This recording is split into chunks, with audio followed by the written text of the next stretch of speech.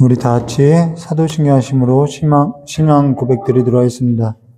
전능하사 천지를 만드신 하나님 아버지를 내가 믿사오며 그 외아들 우리 주 예수 그리스도를 믿사오니 이는 성령으로 잉태하사 동정녀 마리아에서 나시고 본디오 빌라도에게 고난을 받으사 십자가에 못 박혀 죽으시고 장사한 지 사흘 만에 죽은 자 가운데서 다시 살아나시며 하늘에 오르사 전능하신 하나님 우편에 앉아 계시다가 저리로서 산자와 죽은 자를 심판하려 오시리라. 성령을 믿사오며 거룩한 공예와 성도와 서로 떠난 것과 죄를 사하신 것과 몸이 다해 사는 것과 영원히 사는 것을 믿사옵나이다. 아멘.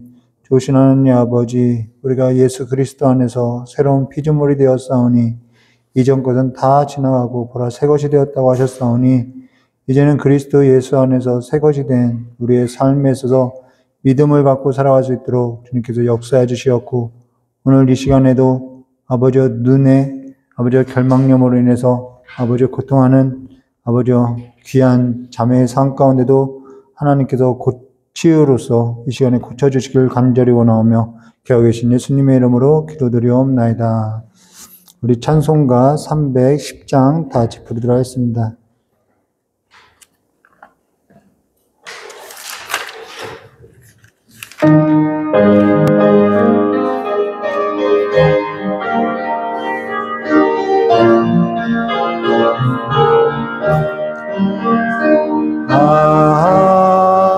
하나님의 은혜로 있을 데 없는 자 왜 구속하여 주는지 난 알 수 없도다.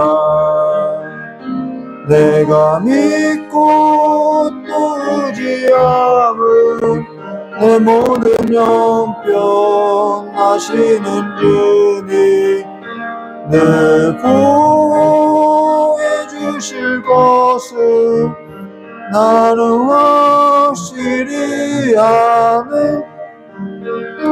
왜 내게 곳에 믿음과 또 복음 주셔서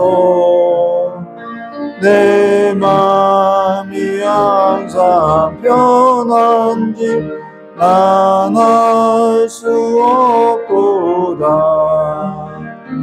내가 믿고 또 의지함은 내 모든 형편 하시는 주니 늘 보호해 주실 것을 나는 확실히 아네.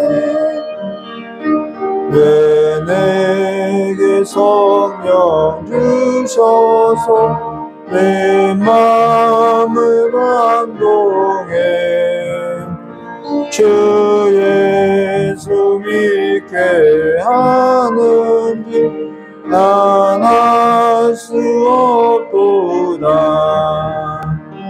내가 믿고 또 의지함은 내 모든 형편 하시는 주니 내 보호해 주실 것을 나는 확실히 아네. 주 언제가 임하실지 꼭 밤에 온날에 또 주님 만날 그것도 난 알 수 없도다. 내가 믿고 또 의지함은 내 모든 형편 하시는 주니 늘 보호해 주실 것을 나는 확실히 아네. 아멘. 우리 오늘 함께 나눈 하나님 말씀 갈라디아서 3장 15절에서부터 22절까지 말씀 함께 나누도록 하겠습니다. 갈라디아서 3장 15절에서부터 22절입니다.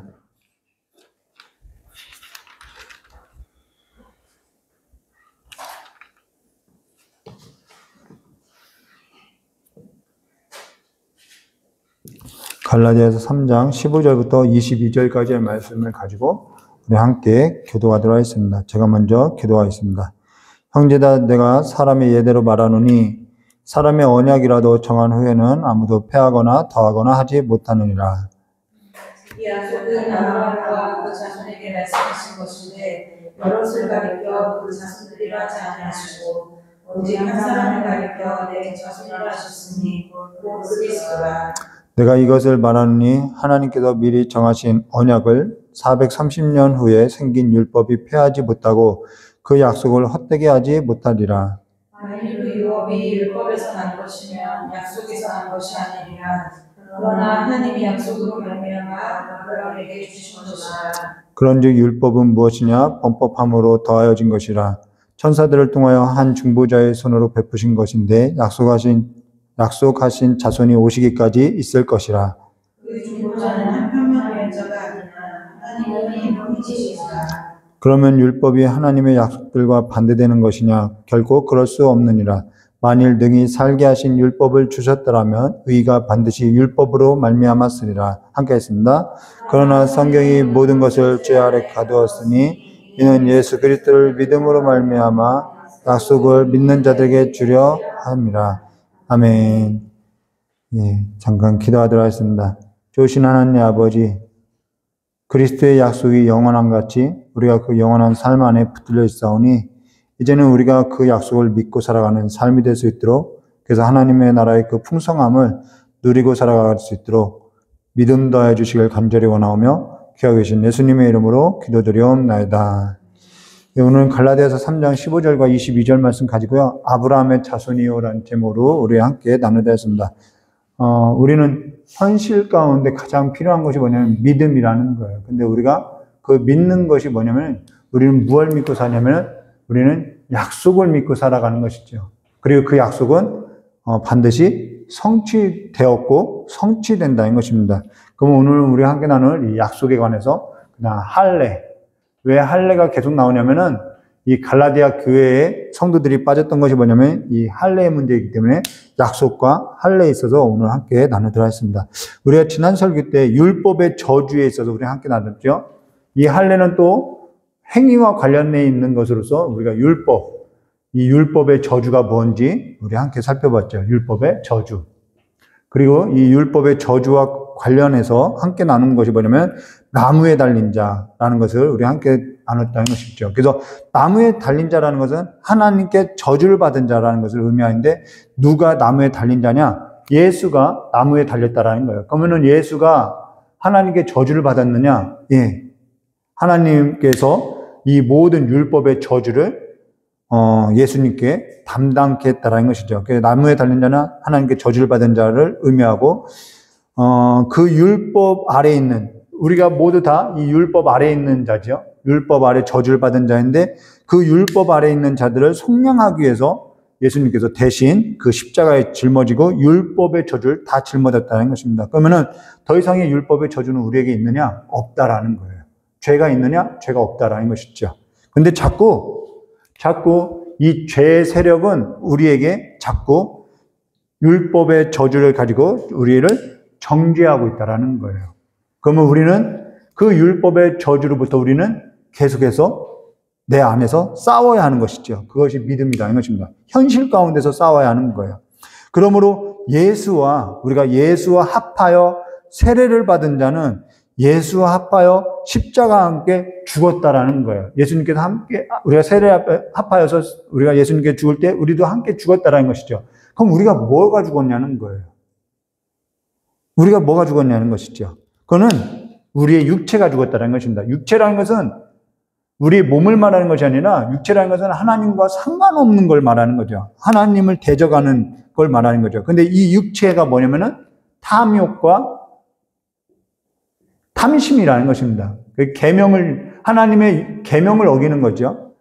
그 십계명의 맨 마지막에 탐심이라는 것이죠. 뭐가 죽었냐면 우리의 육체와 탐심과 탐욕이 죽었다라는 거예요. 사실 우린 그래서 이런 말 맞지 않아요? 욕심대로 살으라는 말이 우리에게는 맞지 않아요? 사실 우리는 육체의 욕심을 따라서 하나님께 있어서는 우리가 죽어 있었던 자라는 거예요. 그런데 우리가 육체의 욕심을 따라서 세상에 있어서는 우리가 살아 있었던 자라는 것이죠. 근데 그리스도와 함께 우리가 십자가에 못 박혔다는 것은, 우리가 함께 죽었다는 것은 이 육체에 있어서 우리가 죽었다는 것입니다. 계속해서 그 이야기를 성경은 이야기하고 있다는 것이죠. 그리고 그리스도께서 죽은 자 가운데서 사흘 만에 부활하여서 아버지 보좌 우편에 앉았다는 것은 하나님 아버지께서 그를 이렇게 모든 사람들보다 뛰어나게 높였다는 이야기도 되겠지만은, 그보다 더 중요한 것은 뭐냐면 그가 죄가 없다라는 거예요. 하나님께서는 그가 죄가 없다는 것을 선언하고 그가 의로웠다라는 것을 천하에 공표한 사실이라는 것이죠. 그래서 하나님께서 그를 품었다라는 것입니다. 안았다라는 거예요. 그러면서 우리가 그리스도 안에서 우리도 어떻게 됐냐면은 죄가 없다라는 거예요. 그리스도 안에서 우리가 하나님의 의를 입게 됐다는 것이죠. 그러니까 정가된 것이죠. 누구의 의가 정가됐냐면은 예수 그리스도의 의가 우리에게 정가됐다라는 거예요. 그러니까 우리의 삶의 어떠한 삶에 있어서 모든 것이 하나님의 은혜이고요. 이걸 은혜라고 하는 거예요. 정가된 거예요. 그리고 하나님의 그 이루신 하나님의 너 의로와, 너 죄사함 받았어, 너 깨끗한 자야, 정결한 자야, 이 모든 것을 누구의 의로서? 예수 그리스도의 공로로서, 우리의 공로가 아니죠. 예수 그리스도의 공로로서 그냥 은혜로 받은 거라는 거예요. 이거는 법적인 선언이에요. 하나님의 법적인 선언이에요. 영단번에 이루신 사건이에요. 하나님의 판결이에요. 이 하나님의 판결 난 것을 누가 뒤집을 수 있느냐? 세상에 어떠한 권력도요 뒤집을 수 없다라는 거예요. 이게 은혜죠. 누구도 뒤집을 수 없어요. 죽음도 뒤집을 수 없어요. 사망과 죄와 아주 우리에게 있어서 힘이 강력한 권력이 있는 자라고 해도 이 판결은 뒤집을 수 없다라는 거예요. 그러니까 우리는 뭐 하라는 거예요? 두려워하지 말라는 거예요. 안심하라는 것이죠. 우리가 오늘 이 현실 가운데서 이 사실을 믿고 살아가는 거예요. 그러면 오늘 우리가 지난 설교에 이어서 오늘 우리가 함께 나눌 것은 뭐냐면 이 하나님의 약속에 관해서, 그리고 이 할례에 관해서 우리가 함께 나눌 건데요. 우리 15절 말씀 보겠습니다. 이 본문의 말씀을 한 절 한 절 이렇게 분석하려면 어려워요. 이게 이야기식으로 이렇게 들으면은 이게 그 내용이구나라는 것을 우리가 쉽게 접할 수 있습니다. 15절 말씀 보도록 하겠습니다.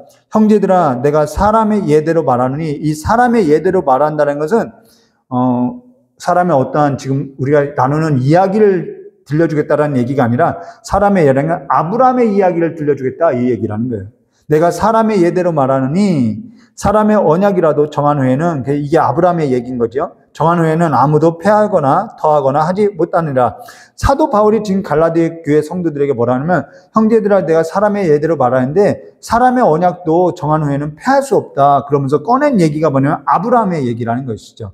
근데 사실 아브라함의 얘기라기보다는 하나님께서 아브라함에게 했던 약속, 그 하나님의 약속을 이야기로서, 예로서 들려주겠다는 것입니다. 약속이라는 것은 뭐냐면은 율법으로 인해서 깰 수 있는 거냐? 아브라함의 약속이 400년, 430년 후에 있었던 그 율법으로서 폐하여졌느냐? 폐하여지지 않다라는 거예요. 깨어지지 않다라는 거예요. 이 약속은 영원하다라는 것이죠. 아브라함에게 했던 이 약속은 폐하여지거나 더하여지지 않다라는 것입니다. 간혹 성도들 가운데 이런 질문을 하는 경우도 있어요. 10의 1을 드려야 하느냐 말아야 하느냐 묻는 경우가 있어요. 주의를 지켜야 하느냐 말아야 하느냐 묻는 경우가 있어요. 이해할 수 있어요. 그리고 우리가 성찬을 떼야 하느냐 말아야 하느냐 어떻게 하느냐 이걸 물음으로써 묻는 일이 있다라는 거예요. 그러면은 제가 다시 질문할게요. 11조를 드리는 것이 율법입니까? 아니면 믿음입니까? 11조는요, 율법이 있기 전에 있었던 일이라는 거예요. 이거는 내가 해야 한다, 말아야 한다라는 것이 아니라 신앙의 고백이라는 거예요. 주일 성수 지켜야 하나요? 말아야 하나요? 주일 성수를 내가 지켜야 하느냐, 말아야 하느냐가 아니라 이 문제는 광야에서 하나님께서 안식일을 지켜라, 주일을 안식일을 지키라고 했던 것은 이들에게 뭐냐면은 이 안식일에서 범법한 자들을 징계하고 범법하지 못하게 하려고 했다라는 거예요. 그럼 지켜야 하는 문제라는 것이죠. 이거를 법으로 정한 거라는 거예요. 주일을 지키는 것은 율법이냐, 드려야 하느냐 말아야 하는 문제가 아니라 믿음이고 신앙 고백이라는 거예요. 기록된 모든 것이요, 율법 전에 있었다라는 것을 우리가 기억해야 하는 거예요. 그거를 하나님께서 율법 전에 있는 것을 법으로서 제정했다라는 것이죠. 그러고 나서 율법으로 정하고 나서 그 율법으로 해서 우리가 다 율법으로 말미암아 우리가 율법을 지킬 수 없는 자라는 것을, 범법한 자라는 것을 우리가 율법으로서 드러났다라는 거예요. 우리가 약속을 지키지 않구나. 그러면 하나님께서 우리에게 약속하신 그 약속에서 폐하여진 것이냐? 율법이 약속을 폐할 수 있는 거냐? 그럴 수 없다라는 것입니다. 그래서 믿음이 오기 전까지는 우리는 어떻게 하면 이거를 갈등하는 상황으로서 살아가게 되었다라는 거예요.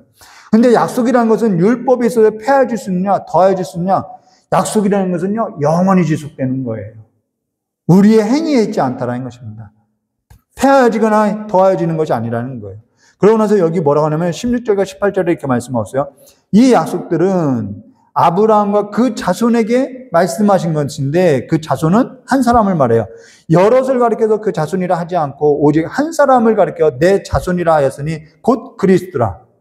내가 이것을 말하노니 하나님께서 미리 정하신 언약을, 자손에 관한 약속은 430년 전에 있었던 거예요. 그리고 2000년이 지나서 그 약속을 이루어놨죠.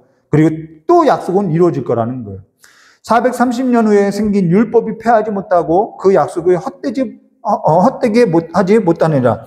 만일 그 유업이 율법에서 난 것이면 약속에서 난 것이 아니라, 그러나 하나님이 약속으로 말미암아 아브라함에게 주신 거죠. 아브라함에게 율법으로서 준 것이 아니라 약속으로 줬다라는 거예요. 율법은 광야에서 준 거라는 거예요. 그러면은, 율법을 준 것은 구속을 받은 자, 구원을 받은 자들에게 줬다라는 거예요. 믿는 자들에게 준 거라는 거예요. 어린 양의 피로써 애굽에서 속량을 받은 자손, 그러니까 이게 약속의 자손이죠. 그래서 그들이 애굽에서 건짐을 받아서 홍해를 건너서 광야에서 주어진 것이 율법이라는 거예요. 근데 이 약속이라는 것은 하나님께서 아브라함과 그 자손에게 준 거라는 것이죠. 하나님의 약속에 있어서 헛되게 하지 못한다라는 거예요. 율법으로서요. 그러면은 이걸 우리가 좀 이해할 필요가 있어요. 이 이야기를. 이걸 자꾸 신학으로 가면 어렵기 때문에 이야기로서 지금 저자 사도 바울이 갈라디아 교회 성도들에게 어떤 의도로서 이야기하는지 그 이야기로서 들려주면 이게 무슨 얘기인지 알 수 있더라는 것이죠. 자, 창세기 15장 1절과 5절 말씀에 보게 되면은, PPT는 없어요. 창세기 15장 1절과 5절 말씀 보면은 이야기를 들으면 돼요. 아브라함이 조카 롯을 구하기 위해서, 조카 롯이 이상한 데에 가서 그 조카 롯을 구하기 위해서 구하고 나서 전쟁을 치르고 나서 주변 나라들로부터 보복이 당할까봐, 그때 당시엔 전쟁이 커지지요. 보복이 될까봐 두려워하고 있을 때 하나님께서는 아브라함에게 나타나서 아브라함아 두려워하지 말라. 나는 내 방패요 너의 지극히 큰 상급이라 할 때 이 아브라함이 하나님 앞에 이런 얘기를 해요. 주 여호와여 무엇을 내게 주시려 하나이까? 아니 하나님이 두려워하고 있는 아브라함에게 두려워하지 말라고 했으면 됐지. 갑자기 여기서 아브라함이 주여 나에게 무엇을 주려 하십니까? 하면서 자기의 마음에 있는 말을 꺼내는 거예요. 그러고 나서 뭐라고 하냐면은 나는 자식이 없사오니 나의 상속자는 이 다메섹 사람 엘리에셀입니다 라고 이야기하는 거예요. 왜 이 이야기를 하냐면 당시에는 부족사회라는 거예요. 족장이죠. 부족사회이기 때문에 이때 당시는 자손이 많은 것이 노동력이고요. 군사력이라는 거예요. 그렇기 때문에 자손이 없으면, 자식이 없으면은 군사력, 노동력이 없다라는 거예요. 기업을 물려줄 수 없다는 것이에요. 그때 아브라함이 주께서 내게 씨를 주지 않았으니까 내 집에서 길리운 자가 내 상속자가 되리라 라고 이야기했다라는 거예요. 근데 그걸 듣고 하나님께서 아브라함에게 그 사람이 내 상속자가 아니라 내 몸에서 날 자가 내 상속자가 되리라 하면서 그를 바깥으로 끌고 나가서 하늘의 무별을 셀 수 있나 보라고 하면서 내 자손이 이와 같이 될 것이라 라고 이야기했다는 거예요. 근데 그때 창세기 15장 6절 말씀 보시면 이렇게 말씀하셨죠. 아브라함이 여호와를 믿으니 여호와께서 그를 의로 여겼더라 라고 말씀하고 있어요. 아브라함이 그걸 믿은 거예요. 자, 이건 아브라함이 딱 믿었다라는 얘기가 아니라 하나님께서 아브라함을 설득한 걸 믿게 된 거라는 거예요. 계속해서 이렇게 계속해서 설득하니까, 아, 믿을게요 라고 한 걸 의로 여겨졌다라는 거예요. 그러고 나서 뭐라 하냐면, 왜 이것이 아브라함의 믿음이 아닌지 나오죠? 바로 창세기 15장 7절에.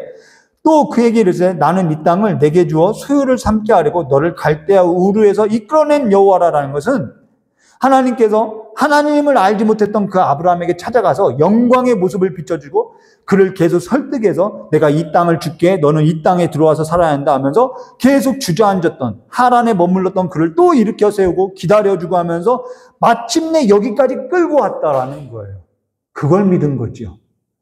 그러니까 이 모든 수고가 누구에게냐면 하나님께 있다라는 거예요.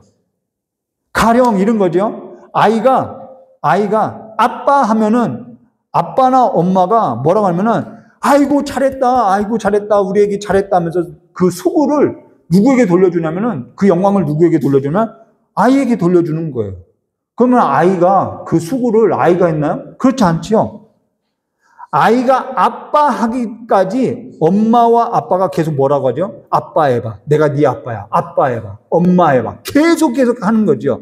그러면서 먹이고 가르치고 입히고 그러면 어떻게 하죠? 아이가 그 먹은 것으로 인해서 힘을 나서 그제서야 비로소 뜻도 몰라요. 이게 무슨 뜻인지도 몰라요. 글도 쓸 줄도 몰라요. 모르는데 그냥 따라하는 거예요. 아빠 하고 따라하는 거예요. 그러면은 뭐라고 하죠? 그걸 듣고 아이고 부모가 다 해놓은 건데 아이고 잘했다 수고했다 하면서 영광을 돌려주는 거예요. 그게 아이의 수고냐? 아이의 수고가 아니죠. 엄마 아빠의 수고라는 거예요. 근데 그 수고를 돌려주는 거예요. 이걸 정가라고 하는 거예요. 예수님의 그 공로를 우리에게 돌려주는 거예요. 그런데 우리는 그걸 믿음이라고 하는 거죠. 그걸 의로 입었다고 하는 거예요. 믿음이라는 것은 그와 같다라는 거야. 하나님께서 갈대아우로 우리가 세상에 있었을 때 그렇게 우리를 건져내고 우리를 믿게 하고 계속해서 설교를 듣게 하고 설득시켜서 우리를 계속 끌고 간 거죠. 그리고 나서 내가 이제 예수 믿겠습니다. 아빠 하는 거예요. 그러고 나서 뭘 하느냐? 창세기 15장 8절 말씀 보면 이렇게 말씀하세요. 그가 이르되 주 여호와여 내가 이 땅을 소유를 받을 것을 무엇으로 알리까? 이게 믿은 것이 아니죠. 믿었으면 그냥 백부장처럼 믿어야 하는데 믿은 것이 아니니까 표적을 달라고 하는 거죠. 하나님께서 내게 자손을 주겠다고 하고 내 자손이 이 땅을 차지할 거라고 했는데 그러면은 뭘로써 보증할 거냐고 묻는 거예요. 우리 계약이라도 우리 문서상으로 계약을 좀 남겨야 하지 않느냐라고 이야기한 거죠. 그러니까 여호와께서 뭐라 하면 나를 위하여 여호와께서 말하는 거예요. 나를 위하여 3년 된 암소와 3년 된 염소와 3년 된 수량과 산비둘기와 집비둘기 새끼를 가져와다가 그 중간을 쪼개어서 서로 마주대하게 하라라고 이야기해요. 그러고 나서 해질 때 아브라함이 깊이 잠이 들어요. 흑암이 임해요. 여러분 잠들 때 흑암이 한번 덮어본 적 있나요? 그 공포는요. 그 위험이라는 것은요. 입도 열 수가 없어요. 입도 열 수 없을 만큼의 큰 두려움이 임해요. 근데 이 두려움은 하나님의 그 위험이 얼마나 큰지를 나타내는 거죠. 이게 하나님의 상징이라는 거예요. 하나님이 찾아온 사건이죠. 그러나서 우리 성경 말씀 12절과 17절 말씀 묻어있습니다. 해질 때에 아브라함이 깊은 잠에 임하고 큰 흑암과 두려움이 그에게 임하더니 여호와께서 아브라함에게 이르시되 너는 반드시 알라 내 자손이 이방에 객이 되어 그들을 섬기겠고 그들을 400년 동안 내 자손을 괴롭히리니 그들이 섬기는 나라를 내가 징벌하며 그 후에 내 자손이 큰 재물을 이끌고 나오리라. 너는 장수하다가 평안히 조상에게로 돌아가 장사될 것이요. 내 자손은 4대 만에 이 땅으로 돌아오리니 이는 아무리 족속의 죄악이 아직 가득 차지 아니함이라 하시더라. 해가 져서 어두울 때 연기 나는 화열과 보이며 타는 횃불이 쪼갠 고기 사이로 지나더라 라고 이야기했어요. 자, 이 경험을 아브라함이 한 거예요. 그러면 이 경험을 했을 때 아브라함은 놀라 죽었을 것 같아요. 아니, 내일 일도 모르는 자가 430년에 일어날 일을 하나님께 보였다고 하면은 이게 뭐지? 답답해서 죽을 거예요. 정말 답답해서 죽는 거예요. 우리도 뭐 잠깐 하나님이 어떠한 환상을 보이면은 그걸 하나님께서 해석하지 않으면은 이게 뭔지 몰라서 답답해서 죽을 지경인데 이 430년 이해되지도 않는 이 역사를 이야기했으면 이게 뭐지?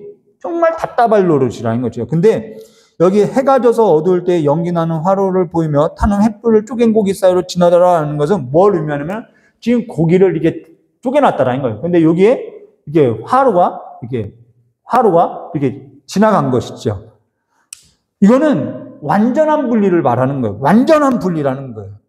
이 계약이, 근데 이거는 고대 계약 문서로서 계약하는 건데요. 이 계약의 당사자가 둘이 손잡고 지나가게 되어 있다라는 거예요. 이건 뭘 의미하냐면요. 이 계약을 어기면은 너든지 나든지 누구는 반드시 죽어야 한다라는 거예요. 어기는 사람은 완전히 고기가 쪼개진 것처럼 죽어야 한다라는 거예요. 이 언약에 있어서 이 약속을 누가 지났느냐면은 아브라함이 지나지 않아요. 타는 횃불이 지나간다는 것입니다. 근데 누가 어기느냐면은 아브라함이 어기는 거예요. 아브라함이 어겼으면은 이 약속은 파기돼야 하는데 이 약속이 파기되지가 않더라는 거예요. 영원하다라는 것이죠. 아브라함이 내게 자손을 줄 걸 뭘로 합니까? 내 자손이 이것을 이 기업을 소유로 삼을 걸 뭘로 합니까? 할 때 하나님께서는 맹세하면서 이 언약을 증거로서 줬다라는 것입니다. 근데 이걸 누가 어기냐면 아브라함이 바로 그 다음 어긴다라는 거예요. 이 언약을 세우고 보증을 받고선 담보를 받고 나서 바로 가서 뭘 하냐면 아내 사라 말을 듣고 하갈하고 동침하여서 이스마엘을 낳는 거예요. 이스마엘 낳는 거예요.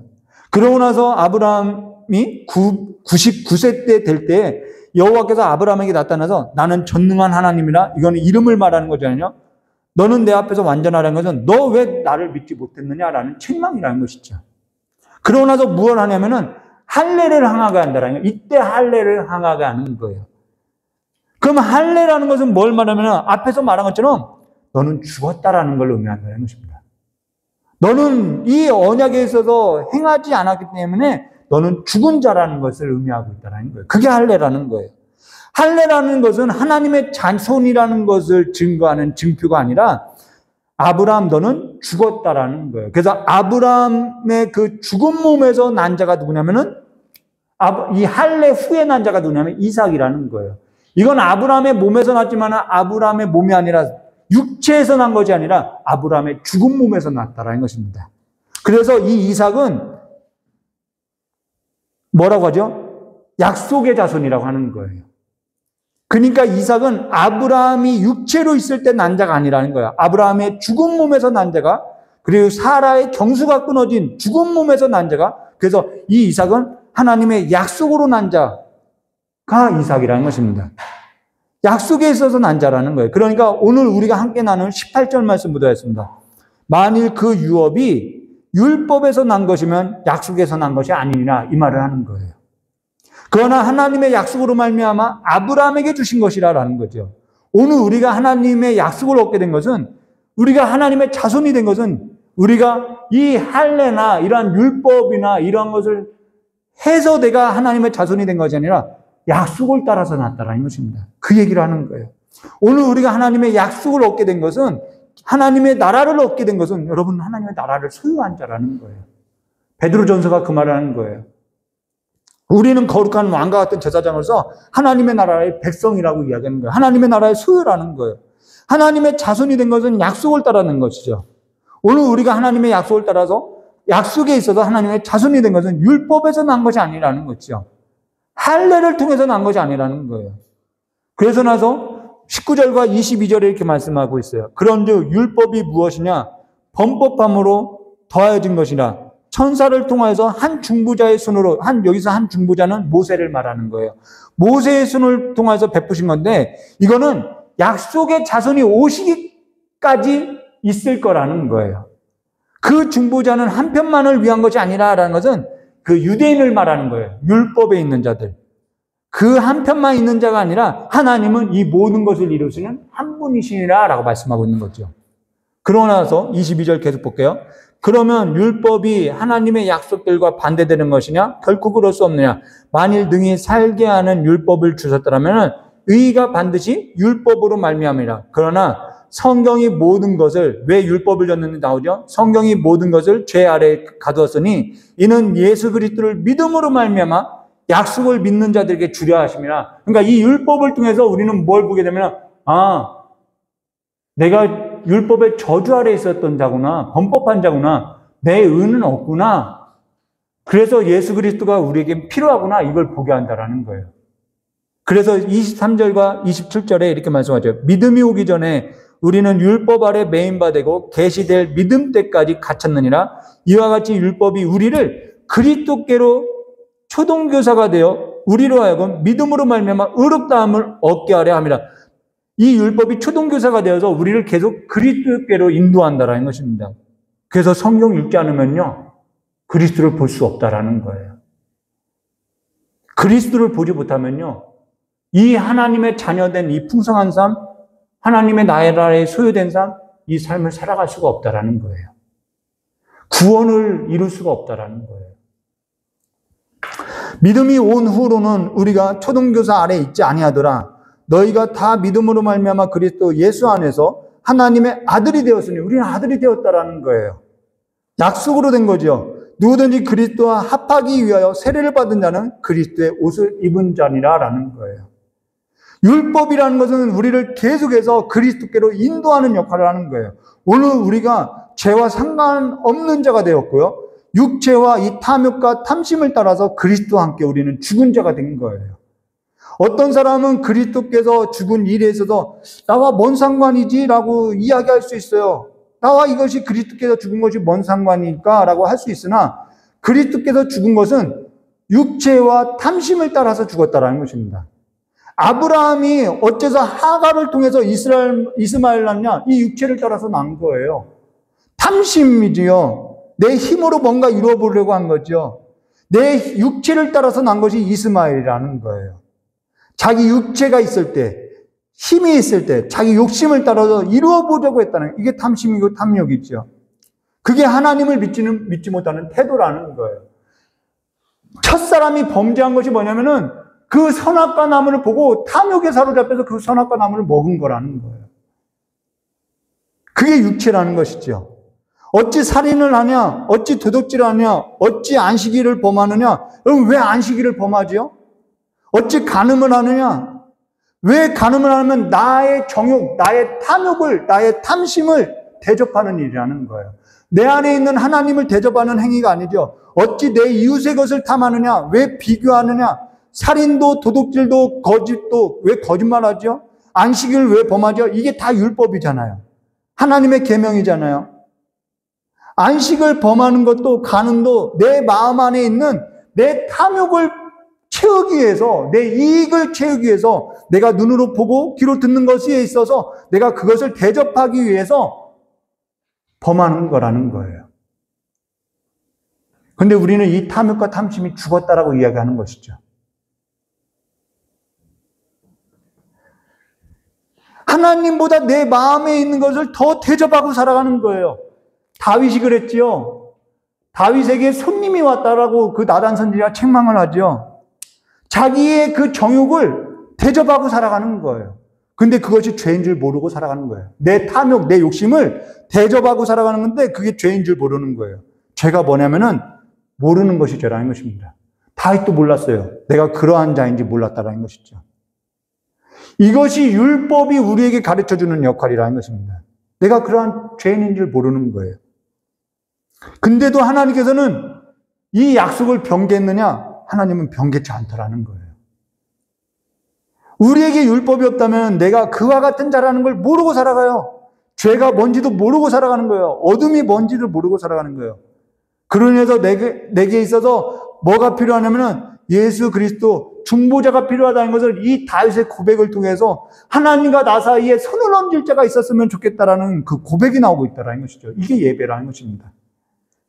근데 예수를 믿을 때, 우리가 예수를 믿을 때 계속해서 하나님께서는 우리의 삶 가운데 성령님께서 함께 하시고 성령님을 보내서 우리의 삶 가운데 우리를 계속해서 뭐하죠? 그리스도께로 불러주고 계속 우리를 설득해서 우리를 계속 믿게 하면서 우리에게 믿게 하고 나서 계속 그걸 가지고 뭘 하냐면은 너 죄인 아니야. 너 의로운 자야. 너 내 자녀야. 아빠 해봐. 이걸 하게 한다라는 거예요. 그래서 그 다음 장에 뭐 하죠? 우리가 하나님을 아빠, 아버지라 부른다라는 이야기가 나오는 거죠. 하나님은 계속 너 괜찮은 사람이야, 너 의로운 자야, 그 공로가 너에게 있는 것이 아니라 내게 있어. 이 이야기를 계속하는. 그러니까 성령님이 계속해서 우리에게 주는 것은 너 괜찮아, 그 이야기를 하는 거예요. 근데 우리는 그 소리보다 이 사단의 소리를 더 듣는 것이요. 내 의를, 내 육체를 신뢰하니까 우리는 그걸 더 의지하는 거예요. 현실에서 믿음에서 있는. 근데 우리는요, 내 의로서 살아가는 것이 아니라 그리스도 옷을 입었다라는 것입니다. 그리스도의 옷, 그리스도께서 다 이루신 그 수고, 그리스도께서 이루신 그 다 이루어놨다라고 하는 그 노력, 공로, 모든 걸 다 내가 한 걸로, 내가 믿기만 하면 내가 한 걸로 여겨졌다라는 거예요. 그리고 이거는 하나님께서 판결난 것으로서 이건 세상 누구도요, 마귀도 뒤집지 못하는 거예요. 이 사랑에서 끊을 수 없는 거죠. 그리고 그리스도께서 얻게 된 그 영광과 찬송, 그걸 뭐 하겠다는 거예요? 우리와 함께 받겠다는 것입니다. 예수님께서 아버지 그 보좌 앞에서 너 내 아들이야, 넌 죄가 없어 인정함을 받은 것처럼, 그래서 찬송과 영광이 된 것처럼 우리도 하나님 앞에 자녀로서 인정함을 받아서 영광과 찬송을 얻겠다는 것입니다. 그래서 원수들의 목전 앞에서 우리에게 상을 베풀어 준다는 거예요. 그러고 율법은요, 그럼 율법은 이제는 아무 필요가 없게 되는 거냐? 아니요. 앞에서 설명한 바가 있어요. 11조가 율법인가요? 믿음인가요? 주일성수가 율법인가요? 믿음인가요? 성찬이 율법인가요? 믿음인가요? 율법에 있어서 내가 행하는 바가 아니라면은 우리는 그리스도 안에서 그리스도를 믿는 바에 있어서 우리는 행하고 있다라는 것입니다. 믿음으로 하는 거라는 거예요. 율법으로서 하는 것이 아니라 믿음으로 하는 거예요. 그러니까 믿음으로 하는 사람은요, 이거를 지켰느냐 안 지켰냐라는 그 문제가 아니라는 거예요. 그러면 지키지 않아도 되는구나, 그 얘기가 아니죠. 믿음으로서 행해야 한다는 거예요. 내 탐욕과 내 탐심으로서 내 이익을 쫓는 것이 아니라 믿음으로서 산다라는 거예요. 모든 일에 있어서 은혜라고 하면서 행하지 않는 것은요, 정말 우리가요, 내가 행하지 않는 것이 은혜라고 하면서 행하지 않는 그 믿음이 믿음인지 아니면 내 탐욕과 내 이익 앞에서 내가 행하지 않는 것인지 봐야 하는 것이죠. 야고보서는 행함을 강조하는 것이 아니라 믿음을 강조하는 것을 말하고 있다라는, 믿음이 있으면 행함이 있다라는 거예요. 모든 것이 은혜라고 하면서 행하는 일에 있어서 내 자랑이 되고 내 공로가 된다면은 믿음인지 아닌지 살펴봐야 하는 거예요. 우리는 계속 이 문제를 하는 거예요. 그래서 은혜를 받았다고 하면서도 우리가 마귀에게 속한 자와 같이 육체를 신뢰하면서 살아갈 때가 있다는 것이죠. 우리는요, 내 것도 아니에요. 더러운 귀신에 사로잡힌 자들도 아니에요. 우리는 다 그리스도의 것이라는 것입니다. 아버지의 것이라는 거예요. 그래서 28절과 29절에 이렇게 말씀하고 있어요. 너희는 유대인이나 헬라인이나 종이나 자유인이나 남자나 여자나 다 그리스도 예수 안에서 하나이니라. 너희는 그리스도의 것이면 곧 아브라함의 자손이, 약속의 자손이라는 거예요. 약속대로 유업을 이을 자니라. 하나님의 나라를 상속받는 자라는 것입니다. 그리스도의 것이면은 그리스도의 것이면 하나님의 것이고, 하나님의 것이면 약속으로 난 자이고, 약속으로 난 자면 하나님의 자손이라는 거예요. 이전 것은 다 지나갔어요. 이 율법의 행위에 있는 모든 것은 다 지나갔어요. 우리는 다 새 것이 되었어요. 우리는 그리스도 예수 안에서 완전한 새 것이 되었어요. 이게 내 삶 속에 현실이 되어야 하고요, 믿음이 되어야 하는 거예요. 우리의 속삭임은요, 나는 여전히 뭐해요? 나는 여전히 괴롭아요. 그건요, 내 소리가 아니라요, 그거는 정죄하는 마귀의 소리라는 것을 우리가 알아야 하는 것이죠. 우리는 율법의 저주에서 해방되었고 죄와 사망에서 건짐을 받았어요. 율법의 저주가 뭐냐면은 이 죄로 인해서, 율법을 어기는 죄로 인해서 우리에게 가져다주는 전염병, 질병, 뭐 우울증, 뭐 이 불안감, 이 모든 것이 율법의 저주라는 거예요. 이것과 우리가 상관이 없어요. 나는 새 것이 되었어요. 그리스도의 거룩한 옷을 입은 자로서 합당한 그래서 그리스도의 거룩한 옷을 입은 자들로서요, 뭘 하는 거예요? 우리는 그 하나님께서 이루신 그 공로 앞에 뭐 하는 거예요? 찬송과 영광을 올려드리는 삶이 된다는 것입니다. 그러니까 하나님 앞에 기도할 때도 하나님, 내 안에 있는 그 원수의 소리를 잠잠케 하시고, 하나님께서 내 안에서도 그런 소리가 있어요.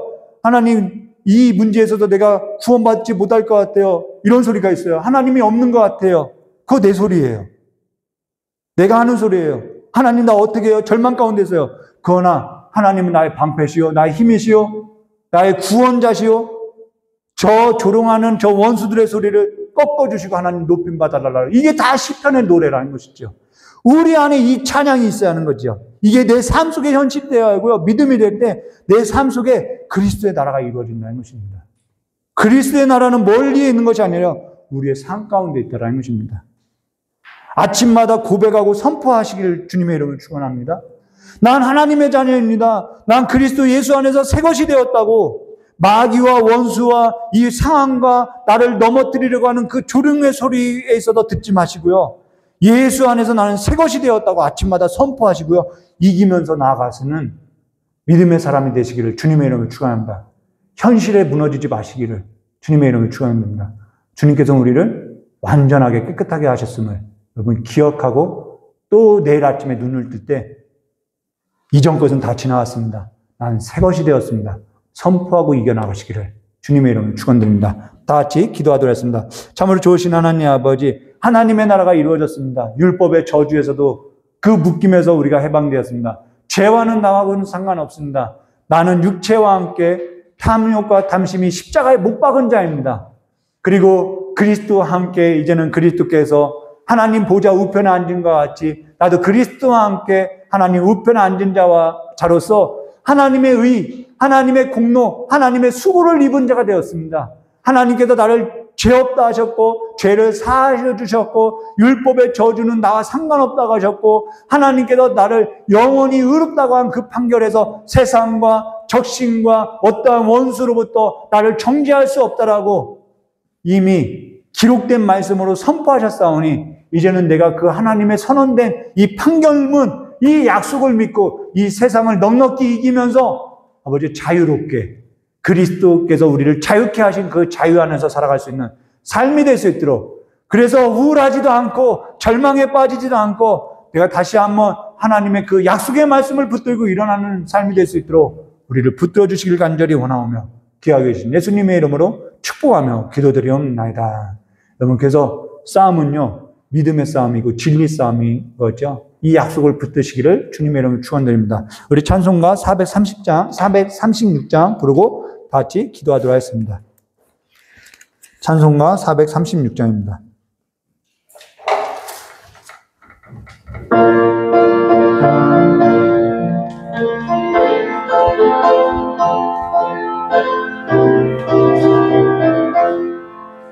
나 이제 주님의 새 생명 얻었고 내 것은 지나고 새 사람이로다. 그 생명 내 맘에 강같이 흐르고 그 사랑 내게서 해같이 빛난다. 영생을 누리며 주 안에 살리라. 오늘도 내일도 주 함께 살리라. 주 안에 감추인 새 생명 얻으니 이전에 줬던 것 이제는 값없다. 하늘의 은혜와 평화를 맛보니 찬송과 기도로 주 함께 살리라. 영생을 누리며 주 안에 살리라. 오늘도 내일도 주 함께 살리라. 산천도 조목도 새 것이 되었고 죄인도 원수도 영구로 변한다. 새 생명 얻은다. 영생을 누리니 주님을 모시면 새 하늘이로다. 영생을 누리며 주 안에 살리라. 오늘도 내일도 주 함께 살리라. 주 따라가는 길 험하고 멀어도 찬송을 부르며 뒤따라가리라. 낮을 모시고 영원히 살리라. 날마다 섬김 주 함께 살리라. 영생을 누리며 주 안에 살리라. 오늘도 내일도 주 함께 살리라. 반주 잔잔하게 넣어주시고요. 잠깐 우리가 기도할 건데요. 저희 아내가 제 곁에서 이렇게 쭉 같이 신앙생활 하면서 지켜볼 때 무너지지 않더라는 거예요. 환난을 당하도 핍박을 당해도 얼마나 많은 환난이 있었는지 몰라요. 얼마나 많은 조롱과 핍박이 있었는지 몰라요. 근데 무너지지 않더라는 거예요. 근데 최근에 와서 제가 그걸 깨달았어요. 아, 내가 지금껏 목회한 것이 썩은 물을 퍼다 줬구나. 그냥 여러분 잘 믿어야 합니다. 뭐 해야 합니다. 썩은 물 퍼다 준 것 같아요. 근데 예수를 다시 한번 어떤 환난 가운데 고난 가운데 겪고 나서 이게 진짜구나. 복음이 진짜구나라는 걸 알게 되니까 안에서 생명을 전하고 싶은 마음이 생겨나는 거예요. 흘러나는 거예요. 내 배에서 생수가 넘치는 거예요. 아, 내가 생명을 전해야 하는구나. 그럼 생명이 흘러나가는 거예요. 그 생명이 없을 때는 우리가 뭘 전하냐면요, 육체를 전하는 거예요. 썩은 물을 내는 거예요. 자꾸 뭘 해야 한다, 자꾸 이런 걸 내놓는 거예요. 하지 말라, 해야 한다, 이걸 말하는 것이 아니죠. 우리 안에서 예수를 믿는 그 생명이 흘러나간다는 것입니다. 오늘 내 삶 가운데 정말 내가 이전 것은 다 지나왔습니다. 내가 새 것이 되었습니다. 내가 예수 안에서 새 것이 되었구나. 이 고백으로서 흘러나오는 그 신앙 고백과 또한 내 삶으로서 나타나는 그 생명력이, 그 생명이 다른 사람을 살리고요. 적신이나 환난이나 어떠한 공고나 핍박이나 죽음이나 이 하나님의 판결에 있어서 어떠한 것도 끊을 수 없다는 것을 여러분 기억하고 믿음이 이긴다는 것을 우리의 삶 가운데 사람들 앞에 세상 앞에 보여주는 삶이 되게 해달라고. 이게 현실이지요. 이게 믿음이지요. 그러한 믿음 달라고 우리 시간에 잠깐 기도하고 돌아가도록 하겠습니다. 참으로 좋으신 하나님 아버지, 주 용서해 주시옵소서. 지금껏 내가 하나님을 믿는다고 했던 그 믿음이 내가 믿습니다 했던 그 믿음이었음을 이 시간에 고백합니다. 이제는 내가 믿었던 내 의로웠던 그러한 믿음이 아니라 그 아들의 믿음, 내가 사는 것이, 내가 육체 가운데 사는 것이 내가 사는 것이 아니라 내 안에 살아 계신 그 예수 그리스도께서 살아가는 삶으로서 하나님의 의로서 선포하여지는, 그래서 이제는 이전 것이 다 지나가고 나는 그리스도와 함께 죽었고 이제는 내가 그리스도 안에서 살아가는 그 새로운 생명력 있는 삶으로서 증거하고, 아버지 이제는 머리에 기름을 바르고 옷을 단장하게 입고 하나님 앞에서 살아있는 삶으로서 이제는 슬픈 기색을 벗어던지고, 아버지 이제는 기쁨으로써 아버지 하나님이 나를 구원하셨다고, 내가 하나님의 자녀가 되었다고, 외양간에서 나온 송아지와 같이 내가 살아났다고, 하나님이 날 구원하신 그 구원의 하나님을 선포하는 믿음의 삶이 될 수 있도록 저 역사해 주시었고, 아직도 하나님의 구원을 알지 못하는, 하나님의 그 삶을 알지 못하는, 하나님의 그 노력과 열심을 알지 못하는 자들에게 하나님은 살아있다고, 하나님이 당신을 구원할 수 있다고, 하나님이 없지 않다고 선포하는 삶이 될 수 있도록 우리의 삶을 만져주시고 회복시켜 주시고, 오늘도 삶 가운데서 아버지의 쇠약해져가는 육체의 쇠약함으로 인해서 절망하고 아버지와 우울해가는 우리의 삶에 있어서 다시 한번 믿음으로써 내가 새 것이 되었구나, 내가 새롭게 되었구나 라는 것을 믿는 삶으로 아버지가 주저앉았던 그 무릎을 일으켜 세워서 아버지의 자리를 오랫동안 털지 않았던 그 자리를 털고 일어나는 삶이 될 수 있도록, 일어나 함께 가자고 했던 그 하나님의 손을 잡고 일어나 함께 걷는 삶이 될 수 있도록 주여 함께 하시기 간절히 원하고 합니다.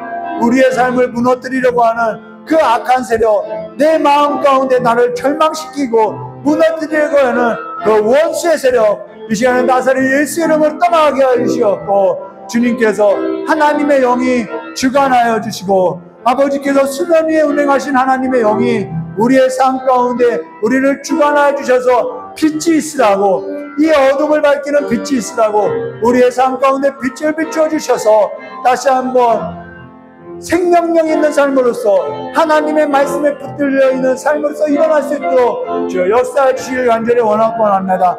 하나님의 노여움은 잠깐이고 하나님의 은총은 평생이라고 하셨고 아버지 하나님의 그 복이 아버지 천대까지 자손에 비친다고 하셨던 그 약속의 말씀이 변개치 아니한다고 하셨사오니 하나님의 그 열심이 우리를 살리셨사오니 이제는 하나님의 약속의 말씀을 붙들고 저녁에는 울어도 아침에 되면 기뻐하리라고 했던 그 하나님의 말씀을 붙들고 날마다 주님 앞에 나와서 아버지의 눈물을 쏟아도 아침에는 아버지여 다시 한번 주님으로 말미암아 아버지여 기뻐하는 삶이 될 수 있도록 우리의 얼굴에 슬픔 기색이 지워지고 하나님으로 말미암아 내가 즐거워한다고 하나님으로 말미암아 내가 구원을 얻었다고 예수로 말미암아 내가 힘을 얻었다고 다시 한번 선포하는 삶이 될 수 있도록 주여 역사해 주시길 간절히 원하고 합니다. 예수님께서 다 이루셨습니다. 주님께서 다 이루셨습니다. 우리가 그 하나님께서 이루신 그 사랑을 알지 못하여 그 죄에 빠져서 아버지 허덕이고 있사오니 주여 우리를 붙들어 주시고 우리를 건져 주셔서 베드로가 물에 빠졌던 것 같이 허우적거릴 때 주여 나를 불쌍히 여기시고 나를 살려달라고 할 때 즉시로 건져 주신 것처럼 우리를 건져 주시길 간절히 원하오며 기억하신 예수님의 이름으로 축복하며 기도드리옵나이다. 참으로 좋으신 하나님 아버지, 우리는 주님을 보고 가다가도 언제든지 물에 빠질 수 있습니다. 언제든지 상황과 환경을 보고 내 마음에 그 두려움에 사로잡혀서 언제든지 넘어질 수 있고 절망할 수 있고 나를 조롱하는 내 자신을 조롱하고 있는 내 모습으로서 원수의 세력 앞에 내가 무너져서 그냥 주저앉아 있을 때도 있습니다. 그러나 의외는 우리가 여호수아가 그 전쟁에서 패하였을 때 하나님 앞에서 이 전쟁이 왜 패하게 됐는지 하나님 앞에 묻고 나갔던 것처럼 우리가 다시 한번 우리가 이 육체의 연약함으로 인해서 무너진 삶에 있어서 그냥 무너져서 앉아있는 것이 아니라 왜 내가 무너져 있어야 하는지 다시 한번 하나님 앞에 묻고 다시 한번 무릎을 일으켜 세워서 하나님 앞에 나가는 삶이 될 수 있도록 주 역사해 주시길 간절히 원하고 합니다. 육체가 쇠해질 수 있습니다. 연약해질 수 있습니다. 그러나 우리의 믿음은 날마다 더해질 수 있사오니 아버지 우리에게 믿음 더해 주시옵고 우리가 그리스도 안에서 새것이 되었사오니 이제는 이전 것은 다 지나갔으니 아버지 새것이 된 그 하나님의 그 옷을 입은 삶으로서 이 세상을 넉넉히 이기고 이 현실을 이겨나가는 믿음의 삶이 될 수 있도록 주여 복을 내려주시길 간절히 원하오며 이제는 우리 안에서 나오는 것이 썩은 물을 내놓는 것이 아니라 생명을 흘러보내는 삶이 될 수 있도록 복을 내려주시길 간절히 원하오며 기어 계신 예수님의 이름으로 축복하며 기도드리옵나이다. 오늘 이 시간에도 우리 마음이 연약하여서 절망한 삶을 믿다면은 주님께서 일으켜 주시었고 그 환경의 문을 열어주시고 아버지 치유해 주시고 고쳐주시길 간절히 원하오며 기어 계신 예수님의 이름으로 축복하며 기도드리옵나이다. 우리 주기도문으로 금요 말씀 기도에 마치도록 하겠습니다. 하늘에 계신 우리 아버지여 이름이 거룩히 여김을 받으시오며 나라의 마옵시며 뜻이 하늘에서 이루어진 것 같이 땅에서도 이루어지라. 오늘 우리에게 일용할 양식을 주옵시고 우리가 우리의 죄진 자의 사해 준 것 같이 우리 죄를 사해 주옵시고 우리를 시험에 들게 하지 마옵시며 다만 악에서 구하옵소서. 대개의 나라와 권세 영광이 아버지께 영원히 싸움나이다. 아멘.